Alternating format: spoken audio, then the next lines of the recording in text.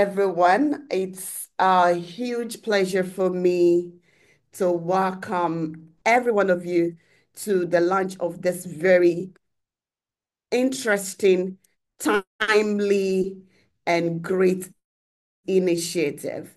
On behalf of my executive director, Dr. Nana Fajinu, who is unable to join this launch project, the launch event, I'd like to extend a great warm welcome to every one of you as we gather here on this webinar to launch the Feminism Action and Mobilization for an Inclusive Economy Project, FAME for short. It is with great uh, honor that I believe today marked the beginning of a very vital initiative. For us as the West Africa Civil Society Institute, having been within the women's space for about 20 years since our inception, our goal had been to contribute to strengthening the women's agencies across West Africa. This includes amplifying the voices of women and strengthening the women's organizations, feminist movements, and of course, the organizations for younger women and bridging the gap between the different generations within the women's movement.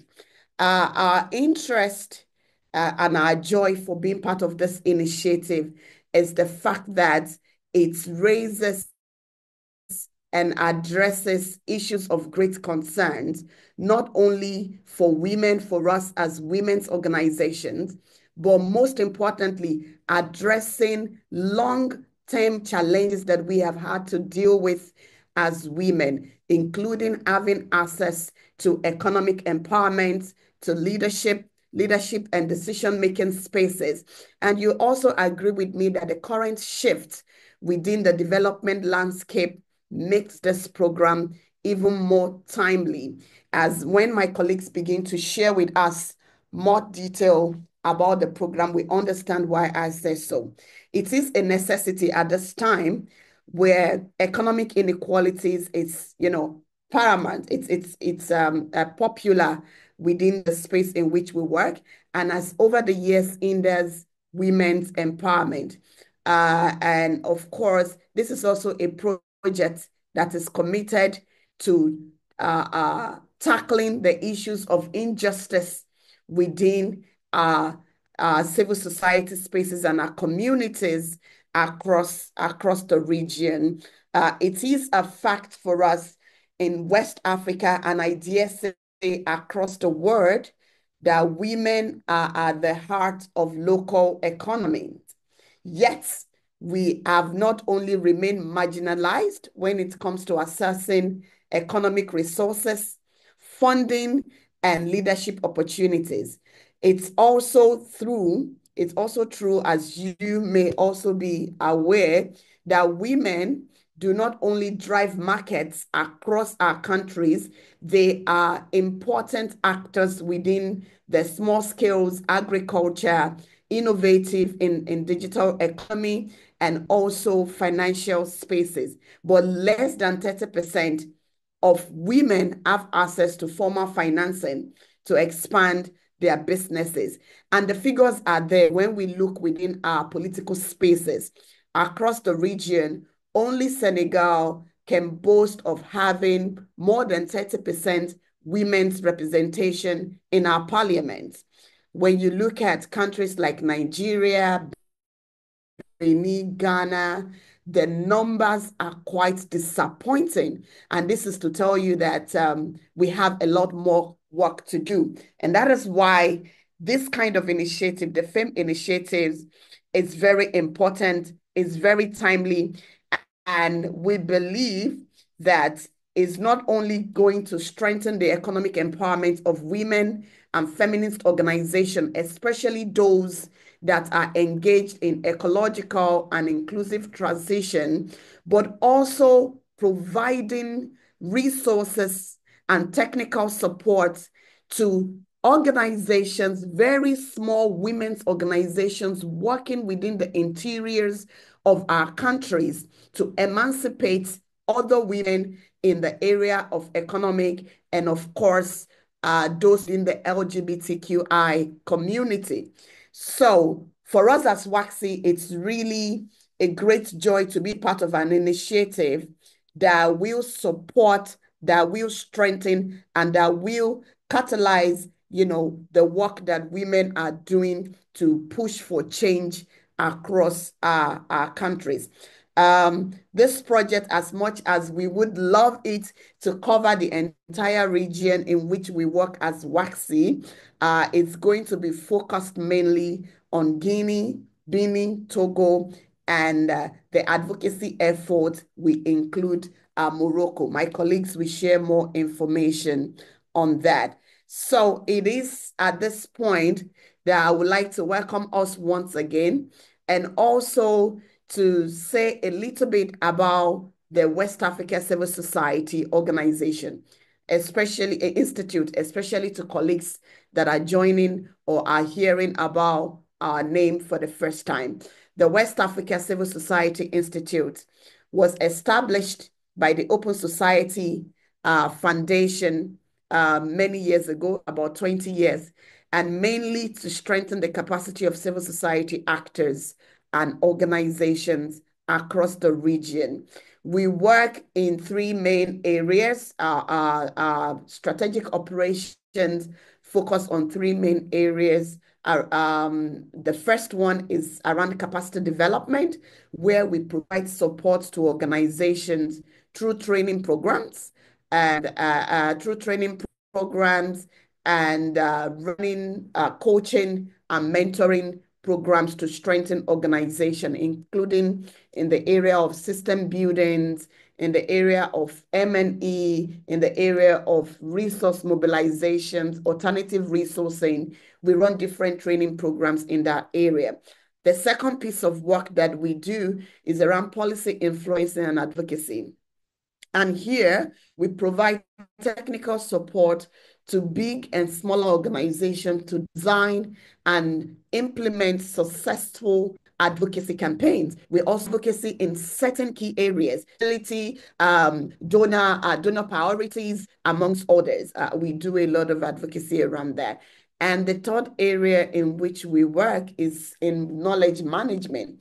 Here, we look at creating spaces for civil society organizations, including women's organizations, associations, and networks, to document the work that they do, and of course, to curate knowledge for the civic environment in which they work in. These are the three main areas in which we work.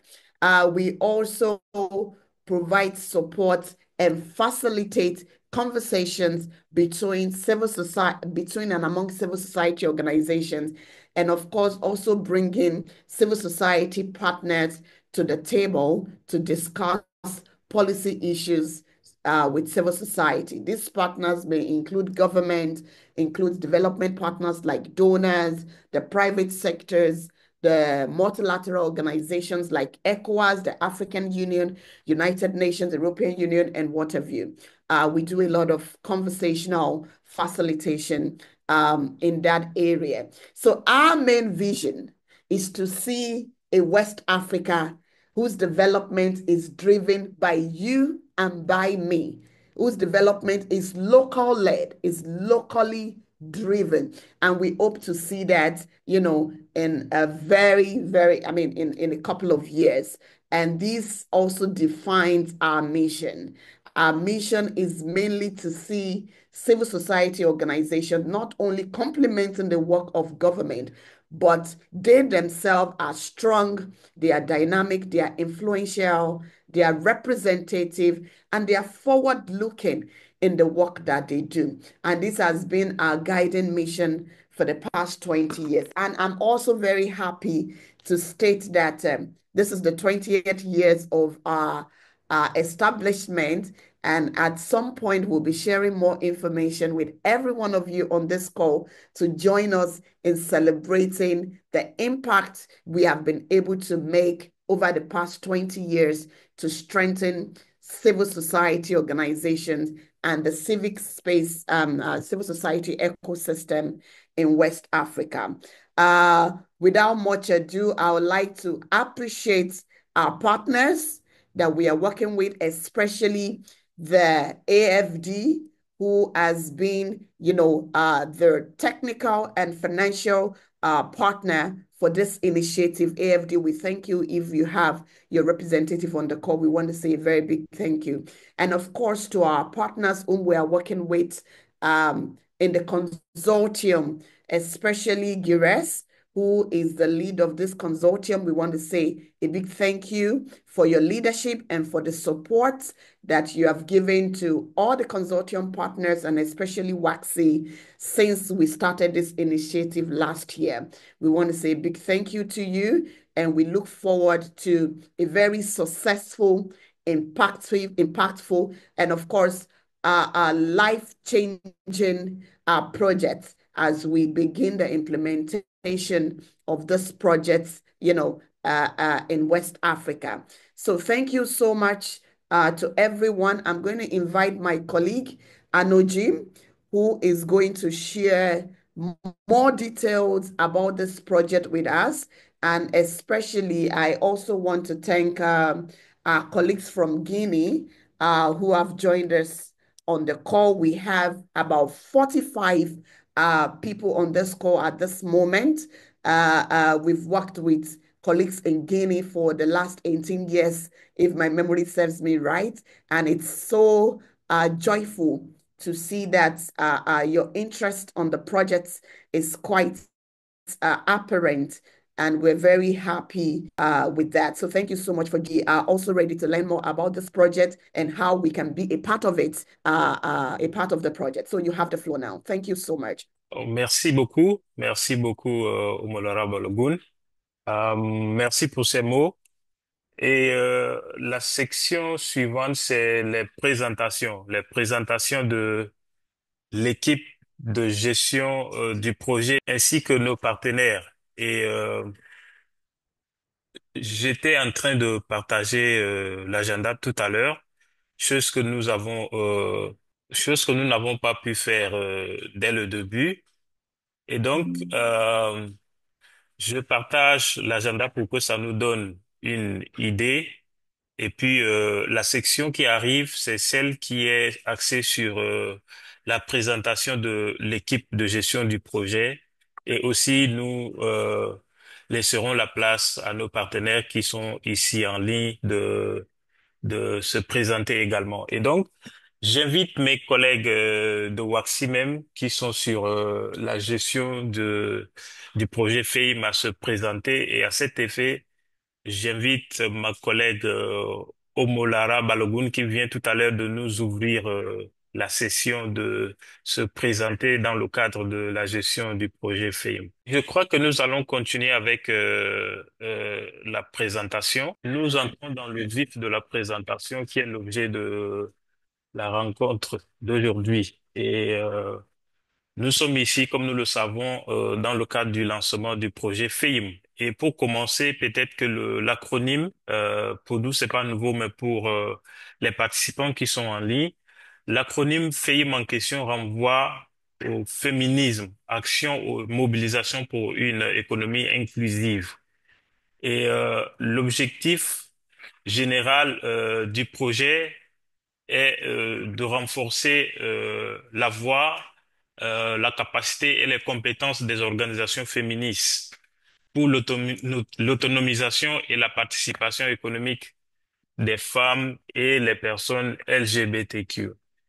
Et comme groupe cible, c'est-à-dire les bénéficiaires du projet, les bénéficiaires directs, le projet cible les associations, les groupes communautaires, les syndicats, les réseaux, les collectifs et les coopératifs formels ou informels, mais qui œuvrent dans le sens de l'autonomisation et de l'émancipation économique des femmes et de la communauté LGBT.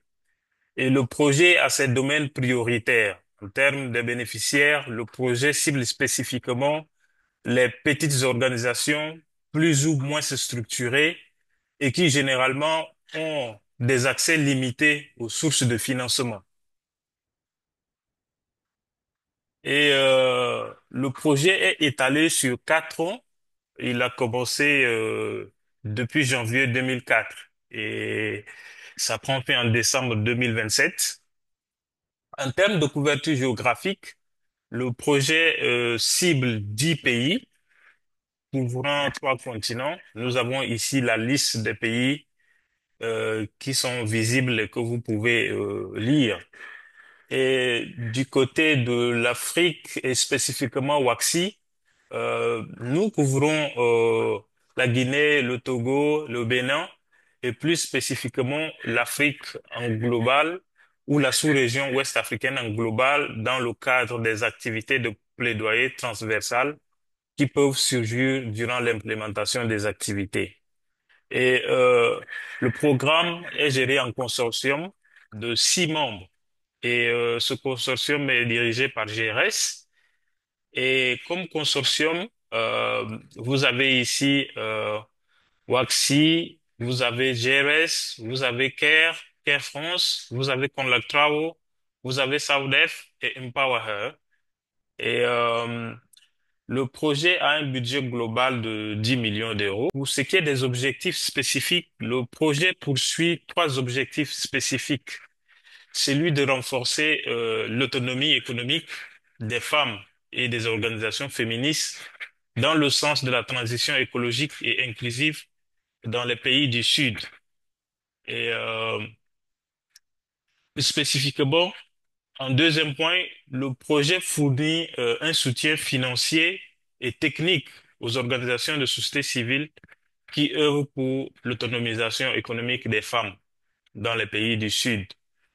Et en dernier ressort comme objectif spécifique, le projet vise à stimuler la structuration d'un écosystème dynamique et influent pour une transition écologique et inclusive. Donc, en même temps, le projet se préoccupe de l'autonomisation économique des femmes et des personnes LGBTQ, mais aussi prend en compte les enjeux environnementaux. Et pourquoi le projet? Certains peut-être se posent la question de savoir pourquoi le projet FAME. Le projet FAME vise à promouvoir l'autonomisation économique des femmes, comme je disais tout à l'heure, et donne une possibilité aux organisations plus ou moins structurées d'avoir accès à des sources de financement ayant des conditions flexibles. Et le projet crée une plateforme pour des organisations. Ça permet aux organisations d'apprendre, de partager des expériences. Et comme j'ai signalé tout au début, le projet inclut 3 continents. Et donc, les organisations qui seront en partenariat dans le cadre d'implémentation du projet auront l'opportunité de partager des apprentissages et d'apprendre avec des organisations en Europe, en Asie et en Afrique. Et le programme offre un accompagnement technique et financier innovant. Traditionnellement, nous savons que dans le cadre d'appui aux organisations, nous visons beaucoup plus à financer que les activités. Mais avec le programme FAME, non seulement ça finance les activités, mais ça va au-delà financer, par exemple, le coût de fonctionnement des organisations, la prise en charge des ressources humaines, l'acquisition des équipements pour bien fonctionner en tant qu'organisation, et aussi le renforcement de capacités des membres de l'équipe de l'organisation. Donc, c'est le côté innovant du programme. Le programme offre des possibilités à des organisations plus ou moins expérimentées d'accéder à des fonds. Généralement, les conditions d'accès à des fonds sont régies par euh, des conditions qui souvent ne donnent pas assez la possibilité à certaines organisations d'y profiter. Mais avec le projet FAME, le programme est flexible et donne la possibilité aux organisations moins structurées d'avoir accès à des fonds, dont les organisations formelles ou non formelles. Et le projet a aussi une équipe techniques qui accompagnent les organisations bénéficiaires ou alors les organisations qui comptent postuler au programme de soutien, le programme du projet. Donc, il y a une équipe derrière qui peut vous soutenir en cas de besoin euh, pour mieux, par exemple, postuler ou alors pour mieux vous lancer quand les offres seront lancées. Et personnellement, nous sommes là pour vous accompagner dans ce sens-là. Le renforcement de la capacité des organisations de société civile. Oui, à travers des fenêtres que le programme offre, vous allez découvrir dans les slides qui viendront. Mais le programme permet de financer des formations, des ateliers de réflexion interne. Comme je disais, comme la partie innovante de ce programme, ça donne la possibilité aux équipes des organisations de non seulement financer des activités, mais aussi de travailler sur des domaines dont ces organisations trouvent nécessaires pour bien faire leur travail. Le programme soutient également la formation sur les enjeux climatiques et environnementaux. Donc, au-delà du genre, ça prend aussi compte les enjeux environnementaux. Et ça donne accès à une plateforme qui permet de se mettre en réseau et de renforcer sa capacité en tant qu'organisation. Et pour finir, ça donne la possibilité de participer à des activités de plaidoyer au niveau national ou régional. Je disais que le programme offre une plateforme permettant d'échanger des expériences, de partager des connaissances, mais en même temps, ça constitue une plateforme pour les organisations de se mettre en réseau et de mener des activités ou des campagnes de plaidoyer si nécessaire. Et le programme a des étapes. Et je crois que ce que nous sommes en train de faire aujourd'hui est déjà l'une des étapes. Et nous avons comme première étape ici la cartographie et diagnostic des associations. Donc, pour les leaders des organisations qui se retrouvent actuellement sur la plateforme, c'est à travers un travail de cartographie que nous avons fait qu'aujourd'hui vous êtes ici avec nous. Donc, après la cartographie, il y aura une enquête de typologie des besoins financiers des organisations de société civile, travail qui a été déjà fait dans d'autres continents, mais ça, c'est l'une des étapes que nous allons amorcer après ce que nous sommes en train de faire. Et un appel à projet sera ouvert à un nombre limité d'associations ou d'organisations tout au long des années du projet. Donc, après l'appel, il y aura la sélection des organisations à financer. Sur la base des documents ou des projets que vous aurez à soumettre, il y aura la sélection et il y aura des événements de formation et d'action collective. Et le programme, à travers son site Internet, a des formations en ligne qui seront à la disposition des bénéficiaires. Donc, c'est l'un des atouts du programme. Et nous venons vers le cadre de financement. Et comme nous savons, le thème du programme est spécifique à l'autonomisation économique des femmes. Et cette autonomisation est axée sur trois leviers et trois composantes dont nous allons découvrir dans le slide suivant. La fenêtre 1 traite spécifiquement d'accroître l'accès des femmes aux conditions de base et aux ressources productives pour promouvoir la participation et l'autonomisation économique des femmes. Et plus spécifiquement, ici, nous parlons de l'accès à l'éducation, le renforcement de capacités des femmes pour leur permettre de se vendre sur le marché du travail. Et comme nous savons, les femmes ont beaucoup de défis à ce niveau-là.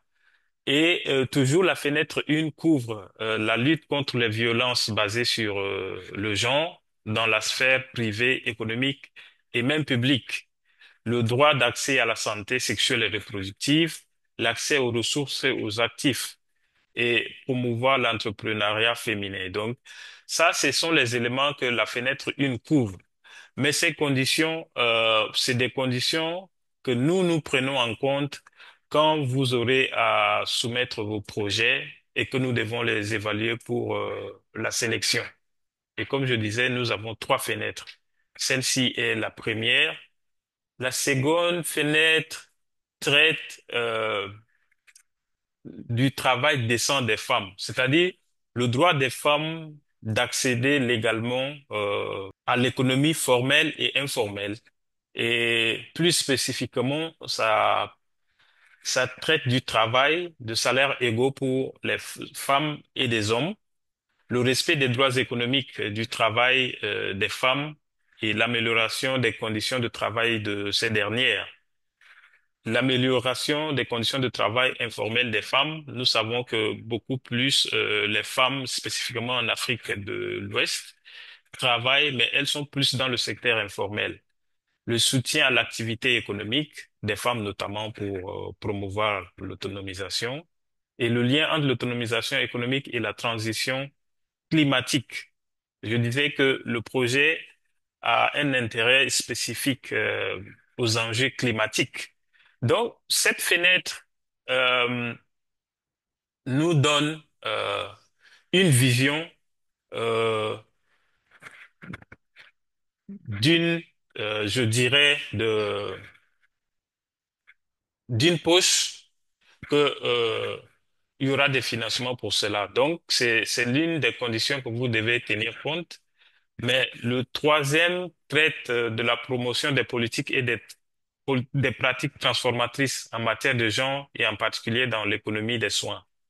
Donc, l'orientation et l'intégration, le développement professionnel non basé sur le genre, la déconstruction de la division du travail basé sur le genre, la politique des soins et l'équilibre entre la vie de travail et personnel, et aussi la promotion d'initiatives productives, des modèles économiques féministes et des politiques macroéconomiques sensibles au genre. Et donc, la fenêtre 3 prend en compte tous ces volets de santé, de l'équilibre entre le travail et la vie personnelle et l'accès au travail sans préjugés de genre. Et nous avons les thèmes transversaux qui traitent par exemple du leadership et de la participation économique des femmes, qui traitent également du changement des normes sociales liées au genre et des dynamiques d'entraide et de soins de soi. Donc, voilà les possibilités que la fenêtre 3 offre. Et c'est dans le respect de ces possibilités, quant à vos projets, que l'équipe que nous sommes euh, va évaluer vos projets et dans quelle mesure affecter des financements. Donc, nous avons des composants. Au-delà des trois fenêtres, nous avons aussi trois composants, dont le premier traite de renforcer les activités économiques des femmes.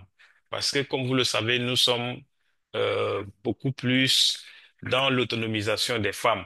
Et donc, les structures et projets économiques féminins, les coopératives, groupements, réseaux des femmes, euh, investis dans les activités génératrices de revenus et des associations à but non lucratif souhaitant les soutenir. Et c'est pour une durée, des projets de durée renouvelable de 12 mois pour une enveloppe budgétaire allant de 5 000 à 75 000 euros. Là, c'est l'enveloppe que le composant 1 offre. Et le composant 2 traite du renforcement de capacités et de développement organisationnel. Et c'est à travers ce composant que les organisations peuvent renforcer leurs capacités, peuvent non seulement renforcer leurs capacités, mais aussi améliorer leurs dispositifs structurels afin de faciliter les fonctionnements, la réalisation de leurs activités, l'implémentation des projets. Et ici, nous avons une enveloppe allant de 5 000 à 50 000 euros pour une période de 12 mois renouvelable. Et le composant 3 est lié aux actions collectives pour une transition économique, écologique, inclusive. Donc, les organisations qui souhaitent collaborer à la réalisation de projets euh, d'action collective, les plaidoyers ou la mobilisation au niveau national, voire régional, autour d'un intérêt qui traite effectivement de l'autonomisation des femmes ou alors des droits des femmes. Donc, la subvention ici a une durée de 24 mois pour une enveloppe budgétaire allant de 15 000 à 200 000 euros. Et ce guichet est géré par WAXI en Afrique avec l'appui de GRS. De mon côté, avec la présentation, j'arrive pas à voir les mains, mais en cas de questions, nous prendrons les questions. Et ce volet est régional. Ce n'est pas que la Guinée ou alors les pays de l'Afrique de l'Ouest, mais c'est régional. Ça donne la possibilité aux organisations des pays cibles de travailler avec d'autres organisations au niveau régional. Donc, comme les pays cibles ici, nous avons le Maroc, le Bénin, le Togo et la Guinée même.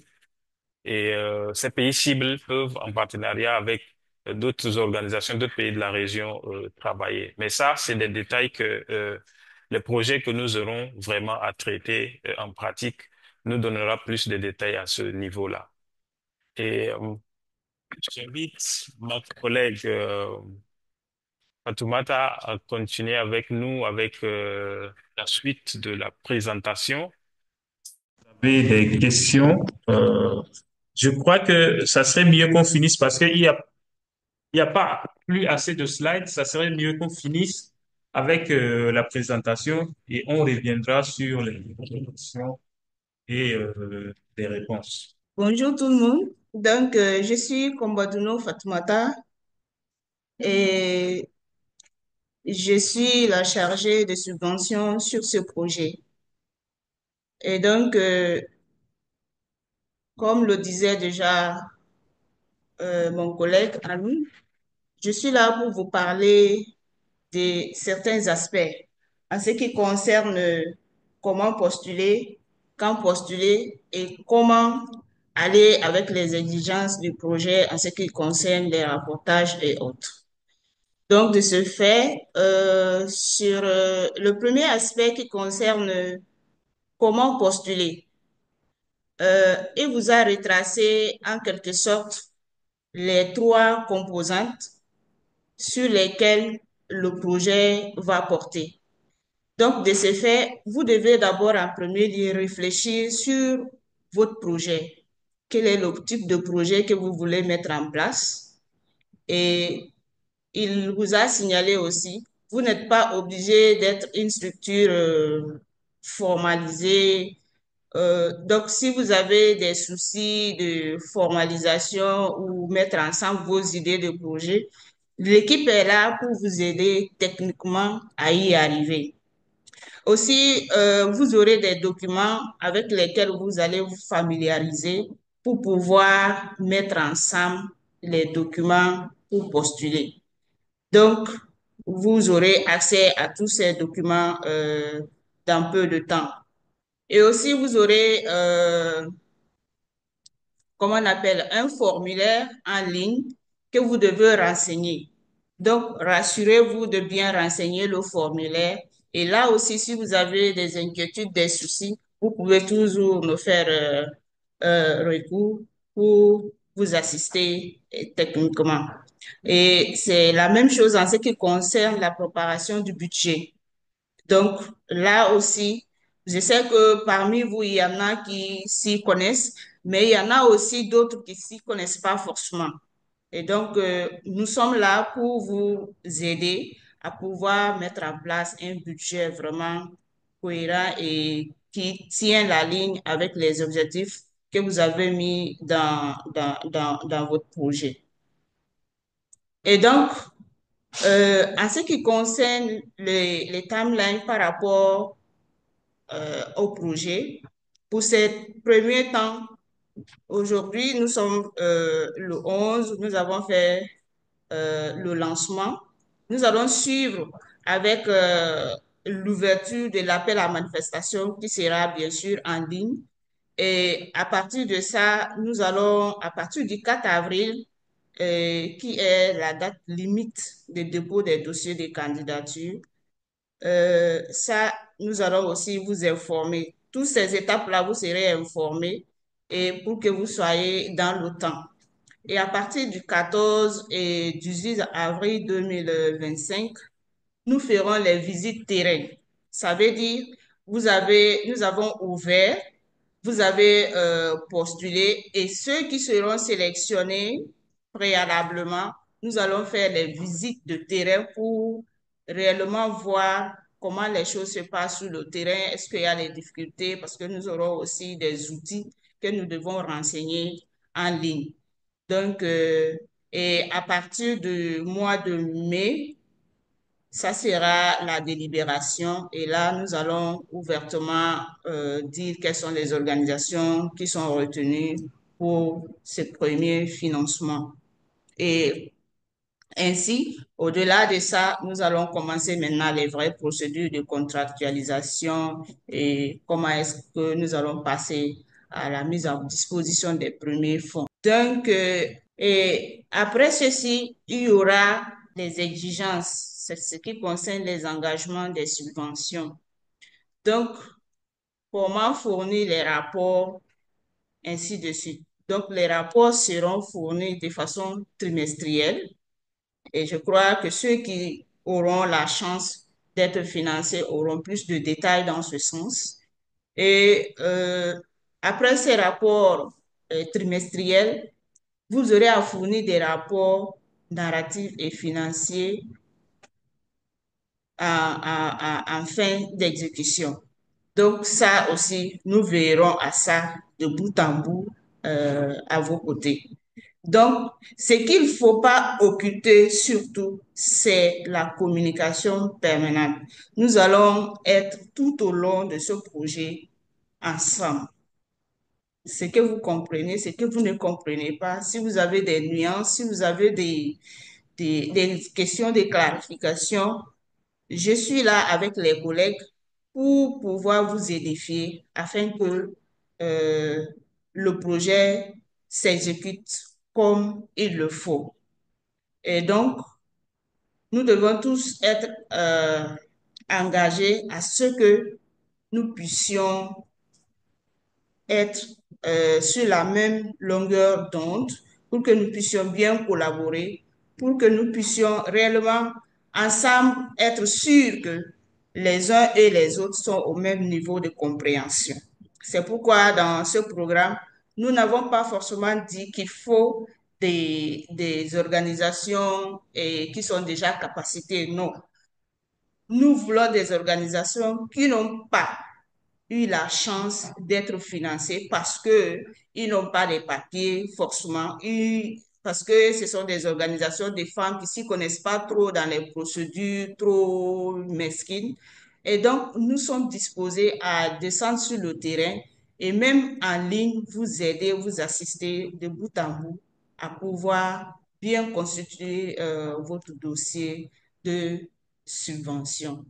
Donc, sur ce, nous allons vous laisser le temps de poser des questions. Je pense que avec les questions, vous aurez plus de clarification et comme ça, les critères d'éligibilité que vous avez sous les yeux, il y a l'organisation promet les droits, qui promet par exemple les droits des femmes ou qui travaille principalement pour l'égalité des sexes et l'autonomisation économique. Vous êtes une organisation qui est dans les activités, par exemple, le projet prend en compte la dimension intersectionnelle de la discrimination, laquelle sont confrontées les femmes en raison de leur statut social et leur origine ethnique, par exemple, les femmes ou les organisations féminines qui travaillent sur les questions d'handicap. Et voilà, et si votre activité, par exemple, porte sur la transformation des normes sociales, et l'action peut être reproduite de façon durable. Donc, si vous êtes, par exemple, une organisation qui a peu d'accès au financement, parce qu'il y a des gens qui n'ont pas forcément à tout moment l'accès à des financements ou qui n'ont pas encore eu le financement qu'il leur faut pour se positionner. Nous sommes là et pour vous accompagner. Ou vous êtes une organisation qui est peu structurée. Donc, de façon technique, nous sommes là aussi pour vous accompagner à vous structurer. Donc, c'est ça. L'activité aussi peut être, le projet peut être lié à la transition énergétique durable. Donc, tout ce qui est de l'environnement, tout ce qui est, voilà, les femmes, nous sommes là pour épauler les organisations des femmes. Peu importe ton activité, mais tu as besoin d'être structuré, tu as besoin d'être accompagné financièrement, tu as besoin, par exemple, d'être en groupe ou en coalition pour faire des déclarations, pour changer des situations dans votre communauté. Nous sommes là pour vous accompagner. Donc, pour toute question d'éclaircissement, vous êtes libre à poser des questions pour que nous puissions comprendre vos soucis, vos aspirations. Donc, sur ce, je voudrais vous remercier et nous vous laissons la voie pour des questions d'éclaircissement. Merci. Ok, nous avons la main de club club des féministes. Oui, vous pouvez ouvrir votre micro. Ok, bonjour à tous. Oui, bonjour. Ok, et moi c'est Doumbouya Mori de la République de Guinée. Je suis le responsable du club des féministes de Machanta, une localité qui se situe au sud de la République de Guinée, dans la région de Gérékouré. Et nous sommes une organisation féminine et qui travaille sur les questions des droits sexuels des femmes. Et nous nous battons aussi à l'autonomisation des femmes, surtout celles qui évoluent dans le secteur informel. Et merci de nous convier à cette grande rencontre. Et moi, je voulais poser la question.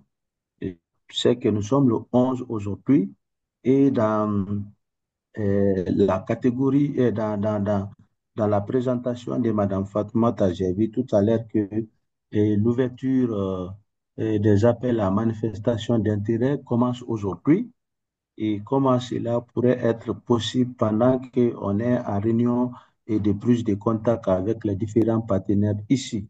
Ça, c'est la première inquiétude. La seconde inquiétude, il ne faudrait pas qu'on perde de vue l'accompagnement de nous, les hommes, au niveau des femmes. Et puisque les jeunes filles et les jeunes femmes aujourd'hui ont vraiment besoin d'un appui incessant et de nous, les hommes, pour vraiment leur autonomisation. Quelle est la place et que nous, les hommes, dont nous occupons et dans le cas de ces fonds? Je vous remercie. Merci pour les questions, sinon les préoccupations. Ok, nous allons prendre deux questions et revenir avec les réponses, parce que il peut se faire que nous ayons des questions aussi qui sont similaires. Est-ce que Florent Lama nous reçoit? Vous pouvez ouvrir votre micro pour votre question. Ok, bonjour à toute l'équipe WAXI et bonjour aussi à tous les participants ici présents. Moi, c'est Florent Lama, je suis le coordinateur programme de l'ONG Twin Guinée. Alors, je suis vraiment content d'avoir participé à cette réunion. Et moi, ma question n'est pas si comme ça, c'est juste est la suivante. C'était par rapport aux différentes composantes. Est-ce qu'une organisation peut postuler pour deux composantes, par exemple? Moi, c'est ça juste ma préoccupation. Merci. Ok, merci beaucoup pour la question. Nous avons pris note. Nous avons Phidias Sagbo. Est-ce que vous pouvez ouvrir votre micro? Alors, Phidias. bonjour à toutes et à tous. Je suis Phidias Sagboron, déléguée nationale du réseau des féministes du Bénin depuis le Bénin. Je vous remercie pour toutes les présentations, surtout merci de nous avoir associés à cette réunion de lancement du projet FEM. Alors, ma question, c'est par rapport à la composante 1. Je n'ai pas très bien compris. Je ne sais pas si c'est possible de rapidement revenir dessus pour que je puisse mieux comprendre. Merci beaucoup. Merci beaucoup. OK, nous pouvons encore prendre une question avant de revenir aux réponses. Est-ce que Web Togo peut ouvrir son micro entre-temps pour sa question? Merci beaucoup. Je suis la coordinatrice de la fêtière nationale féminine et féministe du Togo, appelée Réseau des femmes et développement. Notre siège est au nord du Togo, donc dans la région des Savanes, la région qui fait frontière avec le Burkina. Donc notre région est une région actuellement exposée aux conflits extrémistes. Alors, j'avais quelques commentaires et deux petites questions, je pense. Je voudrais tout d'abord vous féliciter pour la qualité des documents préparés et la qualité de votre présentation. Parce que en tout cas, c'est bien préparé, bien formulé et je n'ai pas tellement de problèmes à comprendre. Seulement, je voudrais vous demander si c'est possible de partager tous ces documents avec nous juste après la réunion, puisque il n'y a plus assez de temps jusqu'à ce que vous clôturez les appels à projets. Alors, je voulais faire un commentaire sur un aspect, c'est la pérennisation des projets. Vous savez, nous rencontrons les organisations de la société civile, rencontrent en tout cas pour ce qui est du REFED, nous rencontrons des difficultés par rapport à la pérennisation des projets. Est-ce que dans votre renforcement des capacités institutionnelles, est-ce que cet aspect peut être pris en compte, la pérennisation des projets? Alors, l'autre aspect, l'autre commentaire que je voulais faire, le Togo s'apprête à aller aux élections locales et je pense que c'est une opportunité pour nous, femmes togolaises, de saisir avec ce projet donc, que vous lancez et afin de proposer des projets bien ficelés, bien bancables aux soins ou à l'intérêt des femmes togolaises. Je voulais savoir si l'appel à projet va être restreint donc pour nous ici ou sera ouvert au public. Donc, ma dernière préoccupation aussi, c'est de vous féliciter pour les plaidoyers parce que nous, dans la région des Savanes au Togo, nous sommes tellement confrontés à beaucoup de difficultés liées aux droits des femmes, par exemple à la propriété foncière, à l'accès des femmes à la terre. Et donc, je veux juste vous dire que vraiment, cette opportunité, elle est bienvenue. Merci. OK, merci aussi beaucoup pour votre Ouais, intervention. OK, allez-y et puis on va boucler pour cette série de questions pour donner ok. des Moi, réponses je suis avant de Alpha revenir. Amadou Diallo. Ouais. Je suis le directeur du programme de l'ONG Ouvrir les Horizons basé en Guinée. Et moi, en tout cas, ma préoccupation était de savoir est-ce qu'il y a un quota déterminé par pays, c'est-à-dire le nombre de subventions accordées par pays, ou bien on peut avoir une concentration d'organisations subventionnées dans un pays. Il suffit juste que les propositions soient de qualité et répondent aux critères établis dans les documents. Donc, c'était ça ma question, en fait, quoi. OK, merci. Merci beaucoup pour cette question qui est bien pertinente. Nous allons revenir aux questions des réponses. La première préoccupation porte sur le fait que nous sommes en train d'avoir la session alors que le projet se lance aujourd'hui. Donc, euh, la demande est de savoir est-ce que c'est vraiment faisable et que, il y a besoin de consulter des documents tout et tout avant de postuler. Et la deuxième question aussi notre collègue, c'est quelle est la place qu'occupent les hommes dans ce projet, c'est-à-dire les hommes qui travaillent dans le cadre des projets ou dans le cadre des organisations d'autonomisation des femmes, quelle est leur place dans ce projet. Je vais inviter mon collègue John si vous avez des réponses par rapport à la place des hommes qui dirigent les organisations féministes et qui œuvrent dans le cadre de l'autonomisation des femmes, euh, dans le cadre de ce projet. Et la première préoccupation qui est celle sur le fait que nous sommes en train de lancer le projet alors que l'appel à projet est lancé aujourd'hui, est-ce que c'est vraiment faisable?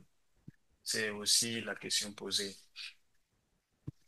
Je laisse la parole à mon collègue John s'il a des réponses. Thank you so much, Arno. I think you provided quite some good response already. Let me just touch a bit on the first comment about men supporting women. Absolutely, that is important, and we don't dismiss that at all. But as you know, we also have programs that we need to support just women. This particular project is supporting women organizations, not because we are saying that men supporting women is not recognized. That is clearly recognized. But for this particular project, the priority is given to men organization, given the systematic way they have been underprivileged for many years, especially in this part of the continent. So that's that on that. I think Florent talked about 2 or 3 components, and I just want to make sure that this is clear here. We have in this room participants from 4 countries, 4 countries of the key, 4 key countries for this project: Guinea, Togo, Benin, and Morocco. Now, for the first 2 components, component 1, component 2, it is implemented in Togo by GIRES. It's implemented in Benin by GIRES. Component 1, component 2, component 3 are implemented in Guinea by WACSI. But as my colleague Arno had mentioned, component 3 is cross country, is regional. So all participants in this room, including Guineans, can apply to component 3. So if you're a Togolese organization here, or if you're a Beninois organization here, you can only apply for component 3, which focuses on collective action activities. I hope that is clear. There was a question about whether we have quotas. We don't have quotas for countries. We don't have quotas for countries. So for that, I can assure you. And there was another question about whether this is open to the public or it is restricted. It is a restricted call. So nobody outside this room is going to apply. That is why we sent the invitation directly to you to join us in this conversation today. It is a restricted call. So it's not open for the public for competition. If there's any competition at all, it is a competition within this room. I hope that I have covered most of the questions, but if we have left any other, I'm sure we would respond to them as we go. So we can take the next questions.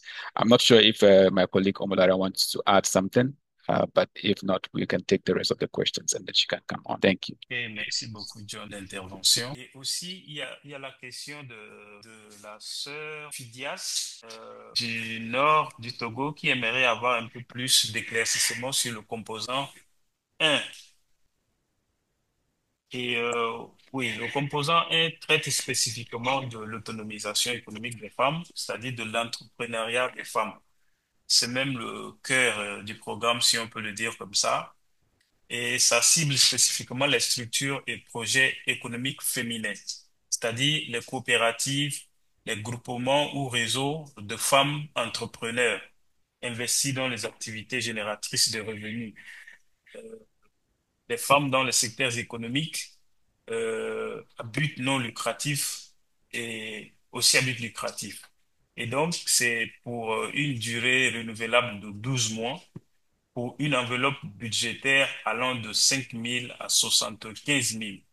Donc, si vous êtes une organisation, une coopérative, un groupement ou un réseau de femmes entrepreneurs, ce volet vous concerne plus spécifiquement.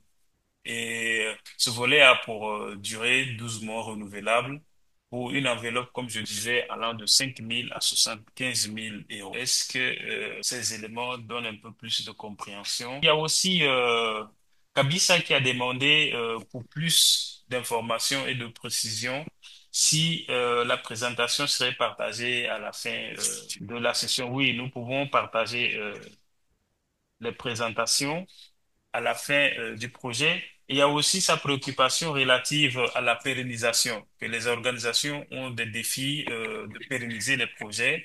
Oui, le projet a le volet renforcement de capacité. C'est dans le sens de comment accompagner aussi à pérenniser des activités. Donc, ça, c'est des volets que nous prenons en compte. Mais en pratique, nous pouvons plus discuter de cela et voir comment faire afin de mieux pérenniser ce que nous avons comme activité et comme projet. Mon collègue John veut revenir pour ajouter un élément. Oui. So just to add a bit on Arno's comment on the sustainability and capacity building. Yes, this particular project, you are free to apply for grants that builds your institutional capacity. So I think there was a question whether the capacity will be undertaken by us or by you. You apply for the grants. You tell us that you need to use this grant to build your capacity. We want to know that kind of capacity that you need and clearly, because we believe that when women organizations, feminist movements, feminist associations are strengthened, it leads to their own sustainability. And that is why this is a very key question. And I'm glad that you asked that question. Thank you. All right, merci beaucoup. So when we are talking about capacity development, capacity building for this project, I think Arno made the presentation, you are free to apply for the grant and use it to strengthen your organization. You could use the grant to strengthen maybe you're working on your strategy planning, or you have HR stuff you need to fix, or you have your M&E system, you want to strengthen it, or something like that. I mean, anything that can strengthen your organization, you can use some of this money, some of the fund to strengthen your organization. This is because we understand that most of the time, women's organizations do not have access to resources to strengthen their organization. And as it is with many CSOs, we receive funding for projects. But when it comes to capacity building, most donors will tell you, oh, no, we don't have that. This is strictly for project. And so we see ourselves doing a lot of work without refueling ourselves, refueling our institutions. So this is a huge opportunity for us to utilize, some of the resources from the project to strengthen our organizations in any area. So I think John tried to respond to this question. When you have your funding and then you think that WACC can help you with that capacity building that you need, then we can talk. We can have a conversation on that. But it's not automatic that WACC will be the one to assess the money and then come and build your capacity. So you need to reach out to us to say, I've received this grant, be it from FAME or from other sources, and then you need capacity development in maybe resource mobilization, then we can have that conversation. So it's important that we separate the two. It's very important. So I think the most important point here is that you can use part of the money you get from this project to strengthen your organization, your leadership, your governance system, your policy, developing policies that could make your organization to be stronger and sustainable. You can use it to strengthen your M&E system, your financial management system, all those systems within the organization that makes it stronger. You can use some of these resources to do that. I thought it was important to re-emphasize that bit. I think we still have a couple of hands up, John. Yourself and Ano, can you take them? We have like 30 minutes to go. Thank you. Yes, thank you very much, Omolara, for your insights. OK, nous revenons aux questions. Oui, allons-y avec Kuduno en espérant que le micro va s'ouvrir. Vous avez la parole pour vos questions, vos commentaires. Alors, bonjour à toutes et à tous. Bonjour, bonjour. Je suis Micheline Mariam Koundounou, directrice exécutive de l'ONG Femmes-Filles pour un avenir meilleur de la Guinée. Ma question est de savoir, est-ce que toutes les fenêtres mentionnées dans la présentation doivent intégrer les projets que nous allons rédiger pour la subvention? Merci. OK, merci pour la question. Elle est bien pertinente. Nous allons donner réponse à cela pour permettre à d'autres aussi d'avoir l'idée un peu plus claire. Oui, il y a Web Togo qui n'a pas pu ouvrir son micro. Est-ce que vous pouvez réessayer et poser votre question? Oui. Merci beaucoup. Bonjour, moi c'est Madame Akakouadra de Civi. Je suis la directrice exécutive de l'ONG Women Environmental Programme Togo, qui est active sur les questions de justice environnementale et climatique au Togo. Et ma question va dans ce sens relative à la composante 3. Je voudrais savoir, est-ce que c'est par rapport aux organisations qui peuvent postuler, est-ce qu'uniquement des réseaux ou n'importe quel type d'organisation de femmes, que ce soit réseau, que ce soit ONG, association, groupe de femmes, voilà. Est-ce que tous ces types d'organisations de femmes peuvent postuler à l'appel à projet? Toujours à la composante 3, je vois la durée du projet 24 mois. Est-ce qu'on peut faire un projet moins de 24 mois ou forcément atteindre 24 mois? Et pour finir, si vous pouvez revenir un peu sur la composante 3 pour nous expliquer un peu plus davantage, je vous remercie. Merci beaucoup pour la question. Nous avons pris note et reviendrons avec des réponses. Bayo, est-ce que vous nous écoutez? Vous avez la parole si vous pouvez ouvrir votre micro. Allô, bonjour à tous et à toutes. Bonjour. Et merci de nous avoir donné l'opportunité de suivre cette réunion importante. Et le projet est vraiment salutaire pour nous les femmes.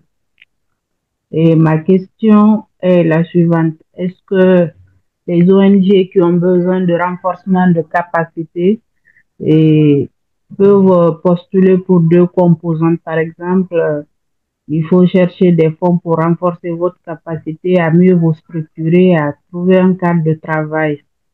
Et puis, si vous avez un projet allant dans l'autonomisation de la femme, parce que l'ONG, c'est Élan des femmes et filles autonomes de Guinée, et qui interviennent dans le cadre de l'autonomisation, mais aussi dans les droits en santé sexuelle et reproductive.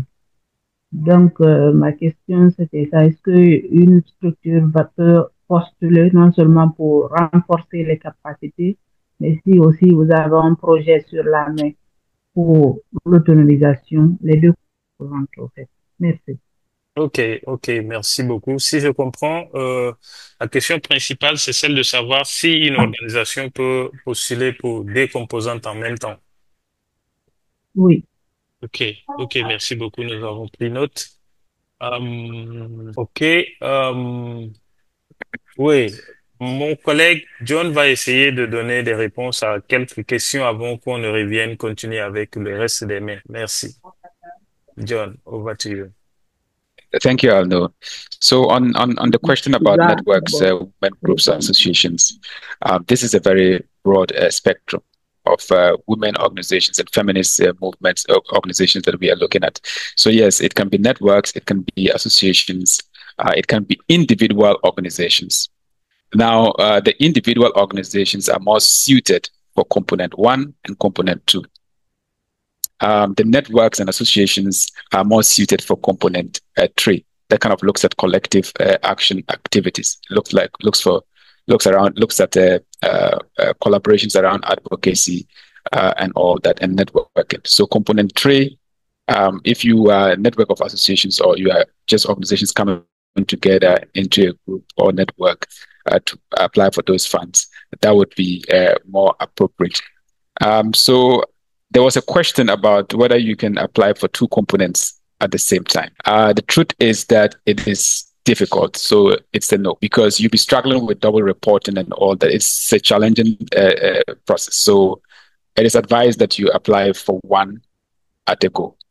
Bear in mind that this project is for 4 years. So if after the first year, you think that you want to apply for something for another component else the following year, you can go ahead. And we are speaking specifically to our Guinean civil society organizations right now, because this project under the WACC implementation wing focuses on Guinea for component one and component two.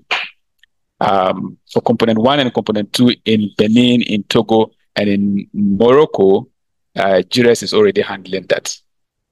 So there will be opportunities for you under that as well in your various jurisdictions. But for component three, you are free to apply. I hope that my response is clear. There was another question on whether the funds can be used to support projects or the institutions themselves. Yes, if you have an interesting project on strengthening women's economic empowerment and all that, especially thematic issues around the issues that the FAME project is focusing on, yes, your project can be selected. If it is about strengthening your own institution, which we have already emphasized, that is strengthening your capacity and all that, it is also allowable. We can review the proposals and make our recommendations. I hope that I've been able to provide some clarity on that. Thank you, Alvin. Thank you very much, John, for the clarifications. There is also discussion on the duration for windows, which the durations are for 12 months. If the organization have like less than 12 months as duration. So the 12 months is indicative. The 12 months is indicative. So yes, 12 months is indicative. I think that if you have a project that is less than 12 months, we can look at it and see the merits of it. And it is something that we can support. But yes, 12 months is the indicative timeline. And it's also renewable, subject to be renewed if there is an opportunity to scale. Yeah. Okay, thank you very much. J'espère que nous avons pu donner des éléments d'information qui ont amélioré vos compréhensions relativement aux questions posées. Ok, Manal, vous pouvez, d'autant plus que Barry a des difficultés avec sa connexion. Manal, allez-y. D'accord. Alors, je voulais juste vous remercier pour cette session qui était vraiment très claire en termes d'instruction et très expliquée de manière plus claire. Je voulais juste demander par rapport au PDF de cet appel-là, parce que je n'ai pas bien compris un point. Est-ce qu'on va être contacté directement par WASI ou bien GRS, ou bien est-ce que on peut entrer dans une plateforme ou un site web pour trouver l'appel? O- Ok, merci pour la question. Nous avons pris note. On reviendra avec la réponse. C'est une question très pertinente. Euh, Idrissa, désolé, tout à l'heure j'ai eu des difficultés de connexion, c'est pourquoi j'avais pas écouté Manal, mais ma connexion est rétablie. Idrissa, vous avez la parole. D'accord. Merci, monsieur. Bonjour à toutes et à tous. Euh, Merci pour cette présentation, une vraie présentation très claire. Moi, je m'appelle Idrissa Kamara. Je suis le coordinateur de programme de WAFRICA et entendez par WAFRICA Woman of Africa en anglais et Femmes d'Afrique en français. Nous œuvrons beaucoup. L'objectif, la mission principale est vraiment d'améliorer les conditions de vie des filles et femmes ainsi que des couches vulnérables. Alors, ma question est de savoir, c'est justement au niveau du composant 1. Vous avez dit dans votre communication que ce composant est beaucoup destiné aux structures, notamment aux groupements, aux coopératives et autres.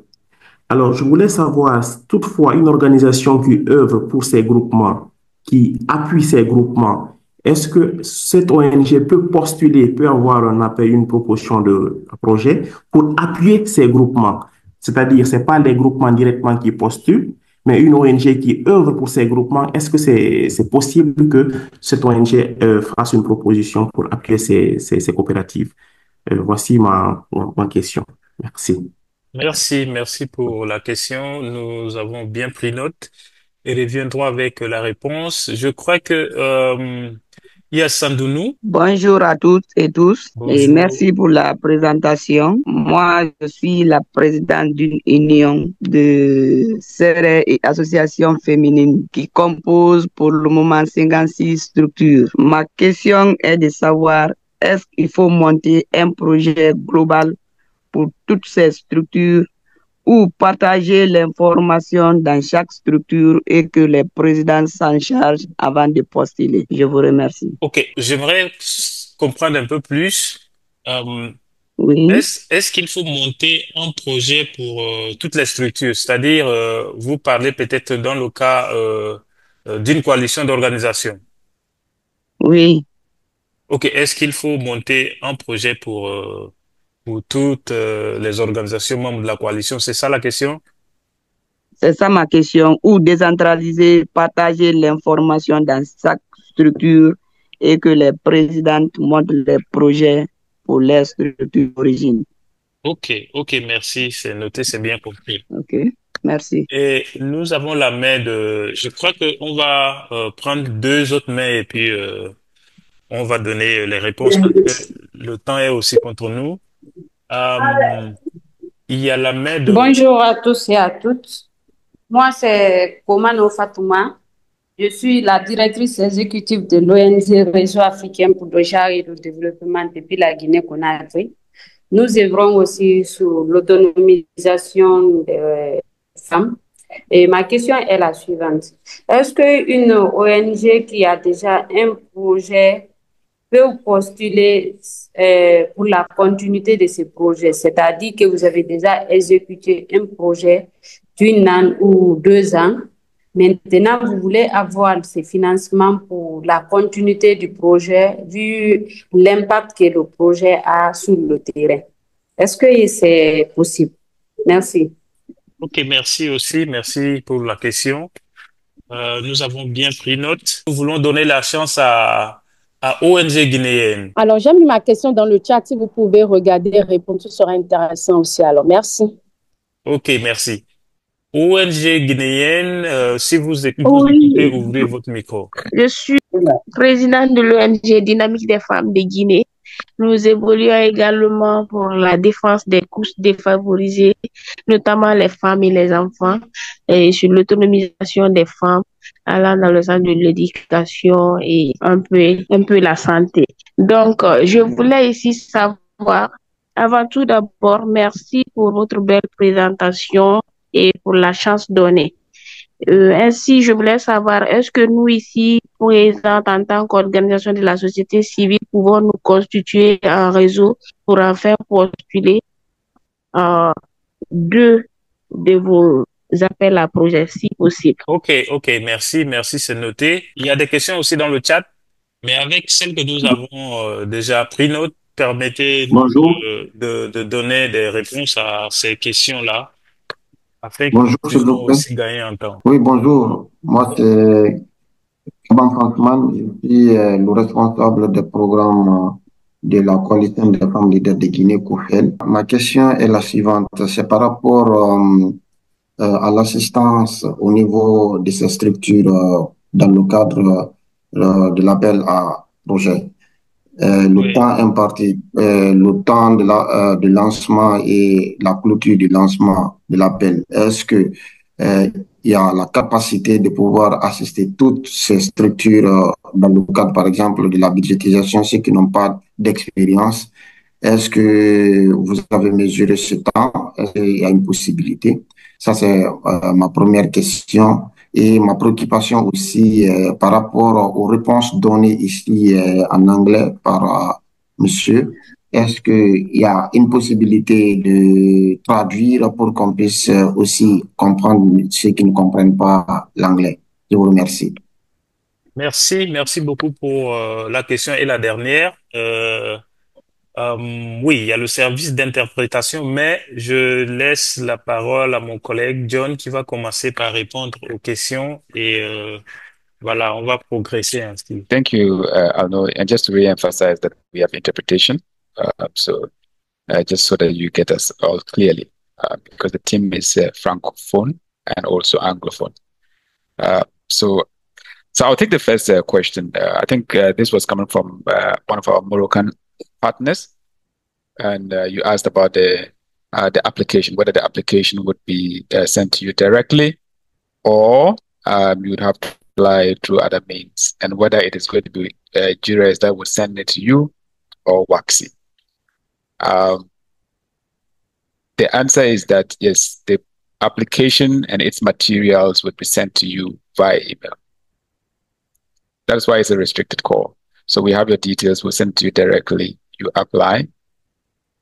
There will be templates that we'll share with you. You'd apply. And then once we receive it, we'll process it ourselves. We'll review and then process it. And we'll also give feedback. If we are able to select your organization, we would communicate that to you. If we are not able to select your organization at that given moment, we'll also communicate it to you. And it would be the sole responsibility of Waxy doing that, because Waxy manages the component tray aspect of this project, including that of Morocco. Even though with Morocco, we work very closely with our partner in Morocco, that is Jures. So I hope that is clear. There was another question about whether component one is just for networks and cooperatives. I think that you probably missed it, or maybe it wasn't so clear in our presentation. But component one is composed of so many kinds of organizations. The first and most important thing is that it has to be an organization. So you have organizations, you have cooperatives, you have groups, you have networks of women entrepreneurs, and all that. So yes, if you are an individual organization, yes, it works for you. If you are cooperatives, if you are networks, it works for you. So feel free to present your ideas and your proposals as strongly as possible. There was another question on if networks can apply. I think I've already answered that. Whether the time is enough to also support organizations with the application and budget support. The the thing about it is that, yes, this is a tedious process, and that's why we have a whole strong team. And that's why we are also just focused. So if you look at it, even though we have all participants coming from across the region, Togo, Benin, Guinea, Morocco, much of the work, the footprint itself is in Guinea. So in Guinea, you do component 1, component 2, component 3. So it means that Guinea would have more organizations under WACSI for component 1, component 2, because component 1, component 2, component 3 are all implemented in Guinea. Component 3, as I have indicated, is cross-regional. And that's why others in the room are here. But as I stated in the, earlier on too, GRES is handling component 1, component 2 in Benin, Togo, and those components have already been launched. I know that GRES have already launched their component in component 1, component 2 in Togo and Benin. And I'm sure that they also did the same for Morocco. And if you haven't been part of the process, I'm sure that there will be an opportunity to be part of the process for the next cycle of opportunity. So that's that. There was another question on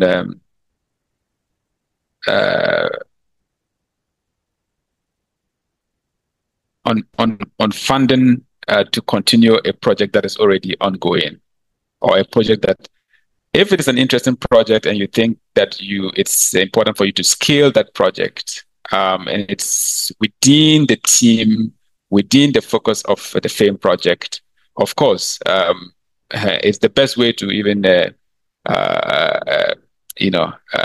even build and use your money to build on projects that are already existing.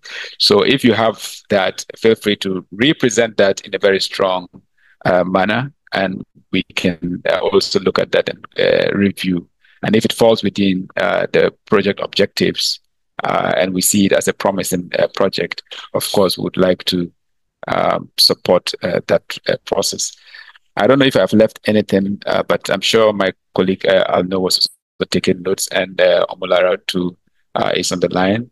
She could also jump in. Thank you. I know we still have some hands, and we still have a bit of time. So, yeah, thank you so much. I think we have just about 12 minutes left. I think there was a question around if we have the capacity to support organizations that may require budgetary assistance. I think that was the interpretation I got, Yes. Yeah.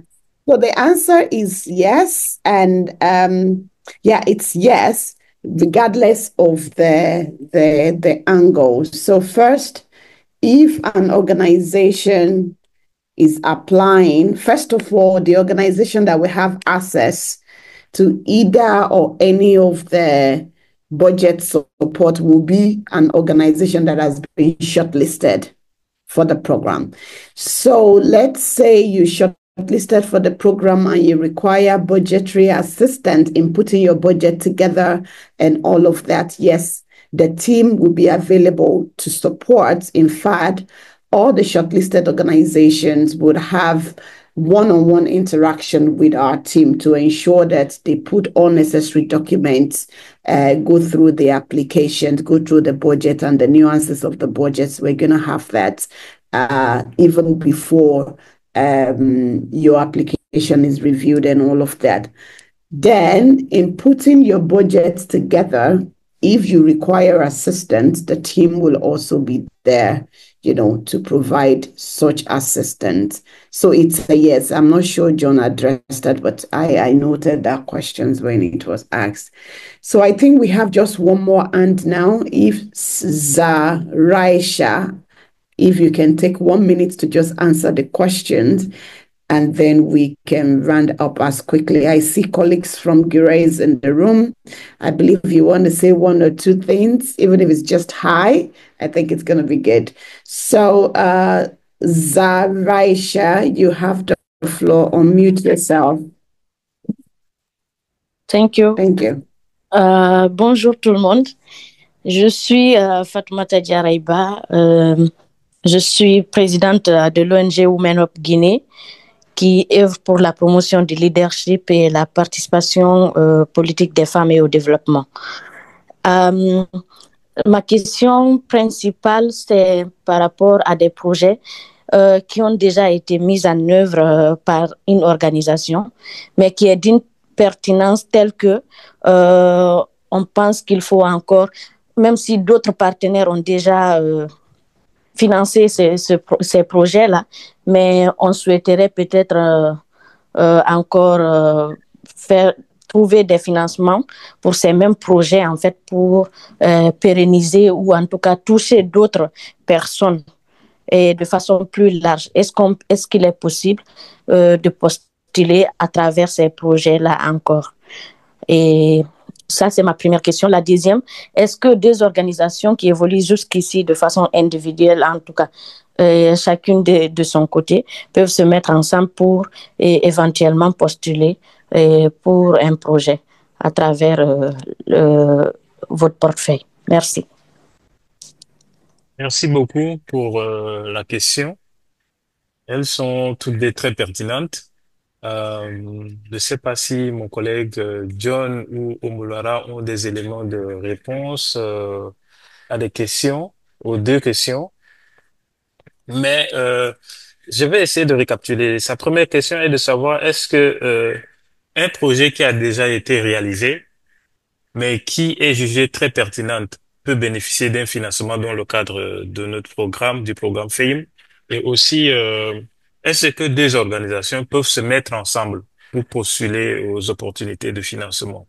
C'est cela les deux questions. Okay, I think I would go again. So, if I got it clearly, when it comes to the applications, in terms of component 3, it's easier to have multiple organizations coming together to apply.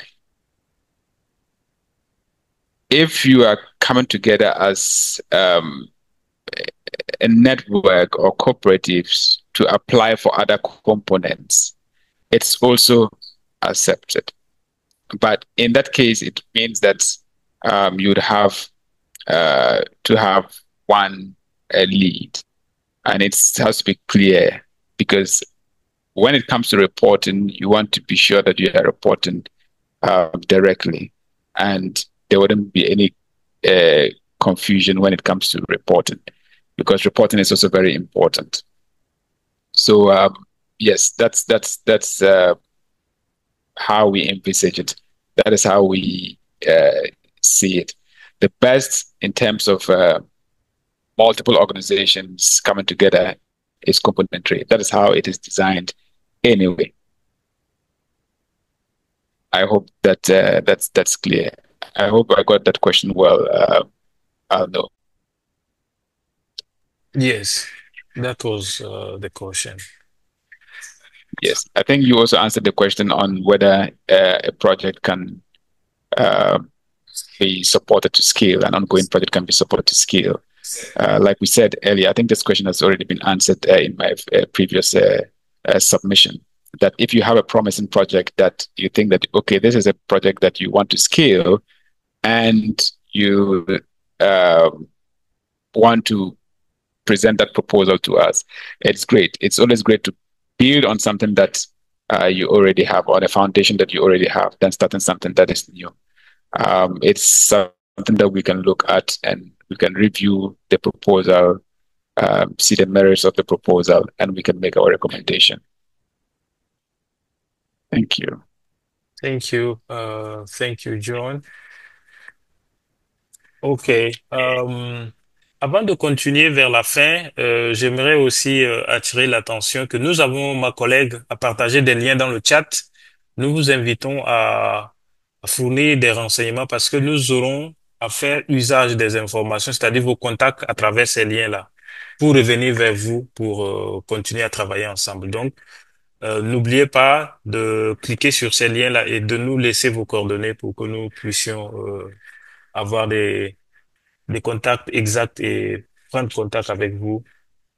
Nous poussons vers la fin de la rencontre et jusqu'à là, merci parce que des fois l'Internet peut nous lâcher à tout moment. Et en guise de mots de clôture et puis des étapes suivantes, j'invite ma collègue Omulara Balogun à nous donner des mots de conclusion et aussi les mots pour les étapes suivantes. Merci beaucoup. Over to you, Omulara. Yes, thank you so much, Arnaud. Thank you so much.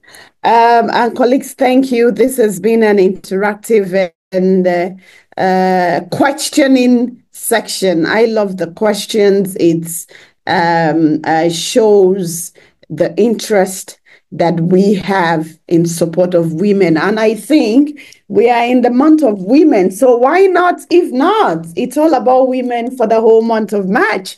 And I think there is no better time for us to launch this program in West Africa than in this very month, very week dedicated to women all over the world. So I would like to say Happy International Women's Day to everyone as well. And WAXI as an organization will be having a conversation on Friday, a webinar on Friday. If somebody can just drop the registration link in the chat, we're going to be having a webinar on Friday to talk about our 20 years of supporting Women's Agency and the strategies we have to accelerate action, the strategies we have to accelerate action.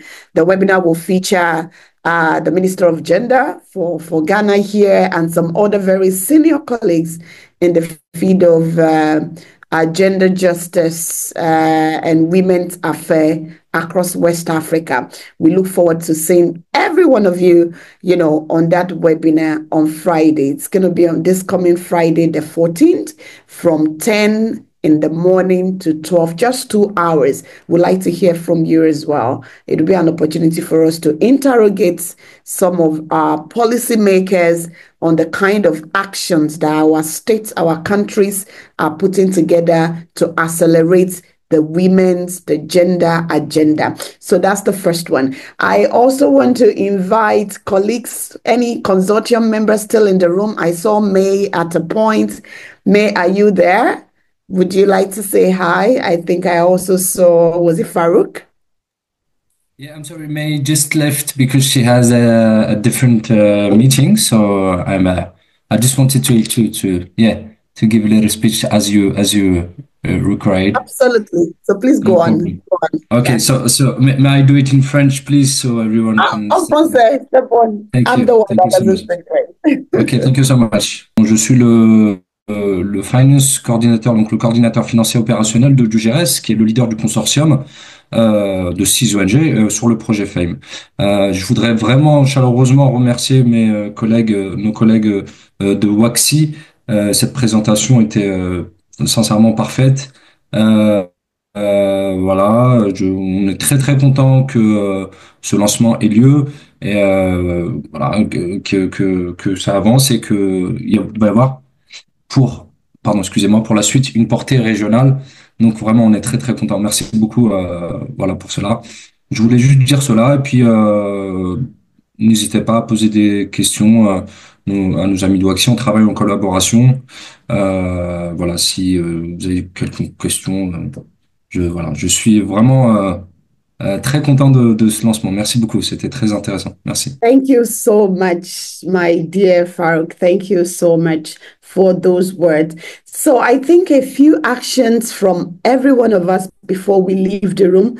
Please make sure you drop your contact details, your name, your email, your mobile number. Make sure you write them correctly. Like my colleague John said, the applications to the call we come directly into your emails. We will not be publishing it, we won't be making it public. So make sure you drop your emails, your names, and your organization and your country as well before you leave the room. Secondly, also make sure you complete a survey to tell us how this conversation went, how much of information you were able to gather, were they clear, and so on and so forth. So my colleague Elom has also dropped a small survey link for you to think about 4 or 5 questions for you to respond to.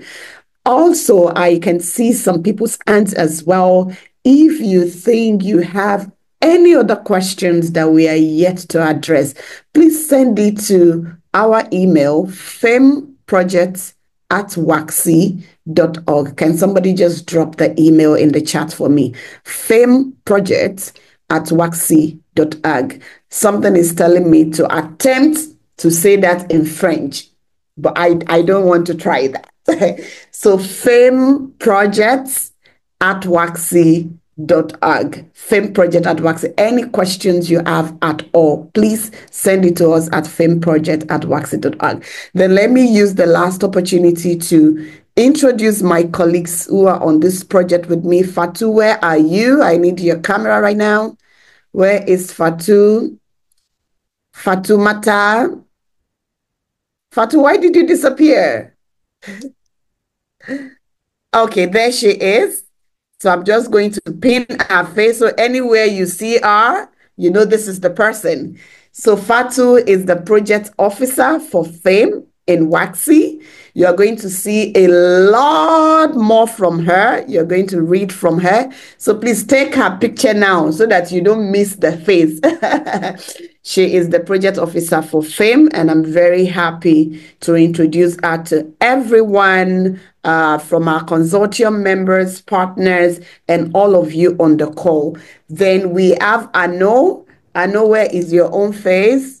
So Ano is a support staff to the project, so you can write to Ano as well. Fatu is from Guinea, by the way. Fatu is Guinean, and Ano is from Chad. He provides support to the project. Similarly, John also provides a huge technical support to the project. John is from Ghana. He provides support to the project. And my name is Omolara, and I'm Nigerian. And that is to tell you who we are in Waxy. We represent West Africa. And I really look forward to engaging and connecting with every one of you on this project. I wish you all successful applications. We're going to be on the project for the next 3.5 years. So let's keep the questions coming. And then when you receive the call, please take your time to complete it. If you require any support in the process, that is why we are here. We're happy to provide the support to you to ensure that you get the information and put up the necessary document that you require. On this note, I would like to say a very big thank you to you. Waxy Comms, thank you for putting this together. And also to our interpreters, without whom I would not be able to say nothing. Thank you so much for your support, as always. Thank you. And Farouk, thank you so much for being here and standing through the process. And that's what partnerships are for. Thank you for the support and the partnership. To everyone, thank you. We look forward to reading and hearing from you. Au revoir, merci, à tout à l'heure. Thank you. Bye-bye.